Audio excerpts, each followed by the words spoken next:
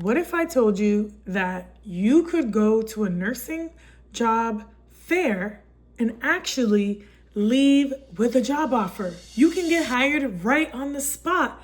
How do I know? It actually happened to one of my clients, Emily. She got hired straight into the NICU just from going to one job fair. And we're gonna break it down in this video, so watch till the end. My name is Dr. Farah Lorette. I've helped over 200 new graduate nurses and nursing students land their dream role in specialty areas like the ICU, the ED, labor and delivery, NICU, PICU, Psych, you name it, making six figures in places like New York City and San Francisco, and they're getting jobs in healthcare systems such as Stanford and NYU. Number one tip. If you've seen any of my videos, you will see that this is a big tip of mine. Dress to literally stand out. Dress to literally turn heads. You have to dress to impress. Do not show up to this job interview looking raggedy or looking like everybody else.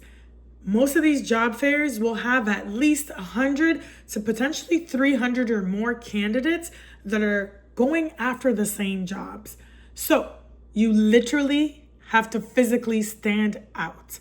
So I recommend that you not wear black, gray, or navy blue, and you wear a bold color such as cobalt blue. For Emily, we had her wear a cobalt blue suit, and she literally turned heads. She texted me when she entered the job fair and was literally laughing and said, "Oh my goodness, Farah, everybody is in black. It's a sea of black, and I'm the only one wearing this bright cobalt blue suit." So already she felt confident, she stood out, and she literally turned heads. So that's number one. Number two, do not arrive on time. What do I mean by this? You have to be super early. Not just 30 minutes or an hour early. I'm talking an hour and a half to potentially 2 hours, depending on what city you live in. If you live in a bigger city like New York City or some places in San Francisco, you better show up early because everybody else is going to be thinking the same way, and also show up early. What are the advantages of you coming early? You will be first in line, so you'll have first dibs. Many times you'll get your selection of where to go in the job fair. A past client of mine, Cindy, I actually had told her to go early to a job fair. She showed up about an hour early and there was already a long line, but she still made it as one of the first people to enter. So that's what I mean by do not show up on time, and show up super early because you want to have first dibs. And if I'm a hiring manager and I show up and you're there and you're the first in line, that's going to say a lot about you and how ambitious and driven you are to get the actual position in the role. So you definitely, when you arrive early, you control the room. And like I said, you get first dibs on what tables or booths you get to go to.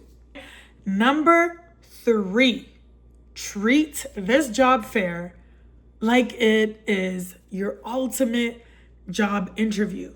Take it seriously. Do not just go there thinking, oh, I'm just gonna peruse around, walk around, talk to some people and leave. No, this is you literally being in go mode, right? You need to be aggressive and you need to target the hospital systems and the specialty units that you want.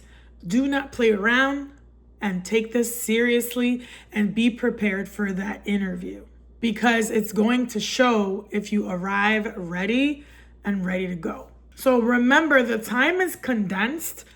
It's not your traditional interview where you're gonna have 30 minutes or maybe 45 minutes on a one-on-one interview with the hiring manager or a hiring team. Typically, you might only have maybe 5 minutes or 10 minutes max at a table. So you better maximize that time. And how are you going to do that?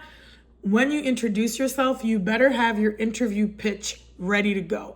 And this is not going to be your traditional longer pitch for a traditional interview that you have. It's going to have to be concise, condensed, and really make that impact and punch. So I would recommend it should be about a 30-second interview pitch. So it's the same interview pitch that I typically coach my clients to do in a longer interview, but we just condense it and compress it to make it really relevant so you don't lose the interviewer, okay? Because we don't have a lot of time in a job fair setting because there's so many people. So you want to grab their attention. You want to make it engaging, impactful, and unforgettable. So you got to be prepared with that interview pitch. And then this is really how Emily landed her NICU position right from the job fair. We had an interview pitch that was so compelling. She added a storytelling component to it and really hooked the hiring manager, and they really fell in love with everything she had to say. Number 4 is master your pitch, which is you got to hook them in the first 5 to 10 seconds. So for her, she started off with her story of her actually not knowing that, I believe it was her mom was an actual NICU baby, and her grandmother had named her Milagros, which means miracle in Spanish. So she led with that story and how she later went to nursing school, fell in love with the NICU, did her last preceptorship there. And she loved the NICU so much that she actually used to text her preceptor and said, hey, if you have extra shifts, let me know. Of course, she cleared it with her school. And that's how much she loved the NICU and knew that she was going to be a NICU nurse. So much so that when she left the NICU, her preceptor gave her an actual neonatal cuff and a neonatal diaper. And then they joked in the job fair and said, hey, do you have that? You should have brought that with you. And then we also threw in the story that she wanted that NICU position so bad that she actually took her NRP in the morning, which is the neonatal resuscitation program. Guess who made her take it in the morning? That's right, me as her nurse career coach. She was like, Farah, but it's the same day as the job fair. I was like, do you want this job? Then you better go take the NRP in the morning, and it's gonna thicken your story and thicken the plot, and it's gonna show them how driven you are and how bad you want this. And that's what made her land that role in the NICU. If you want to learn more of these in-depth strategies and details about how my clients are literally landing NICU, PICU, L&D positions just from coming to my webinar, then you need to join my free webinar. The link is down in the description box. And on this webinar, I don't hold back. I share everything and it's free. So sign up now, because once it gets filled up, that's it. It's full. Then you got to wait until the next one. So the link is in the description below, newnursejob.com. And then number 5, do not leave the job fair without some digits, without some contacts. You need to stay in touch. So don't be afraid to ask for their business card, for an email, a way to contact them directly. Specifically, a phone number would be best so you can actually talk to them directly on the phone, or even set up a Zoom meeting while you're there. Like, let's be aggressive. Let's go for it. Let's show them that you really want this. So email, phone number, direct contact, you need to follow up.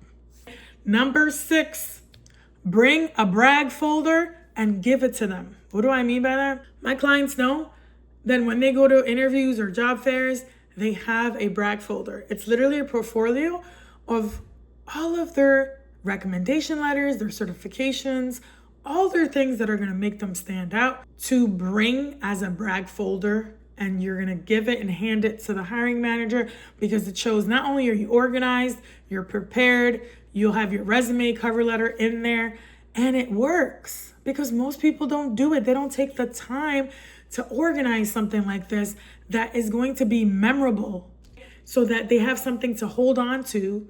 If you are at a job fair and let's say 50 people come to your table, and then you look down at the end of your job fair, you have this packet, this booklet, right? This brag folder from a nurse that stood out already with the pitch and everything, and then actually leaves a brag folder with all of the proof, all of the receipts, all the certifications, the wonderful recommendation letters. Who do you think is going to make it to that next stage or get a job offer? Of course, because you're intentional, you're prepared ahead of time. So they see that and they're gonna appreciate that. And that's what Kaylin did. And she actually landed an offer at Stanford. And not only did she get Stanford, but she got 3 other offers from 3 other big health systems. Another big thing that you can do is also give a personalized thank you note. Nobody does this anymore. In the age of AI and emails and all the things, you need to come back to the human connection, back to the old school. A handwritten note will go a far and a long way. So do little thoughtful things that the recruiter or hiring manager literally will remember, and you won't be just another candidate. You'll be unforgettable. And that's what you need to do, is get back to that human factor and really connect with the interviewer. So now that you got all these tips on how to be successful at your next job fair, right? Another thing is, many new nurses have this myth and they think that a high GPA will get you hired, but it won't necessarily. And you don't need a high GPA, because on paper, you can have a high GPA and still not get hired. Want to find out why that is? Then you need to watch my next video on the 7 C's of interviewing.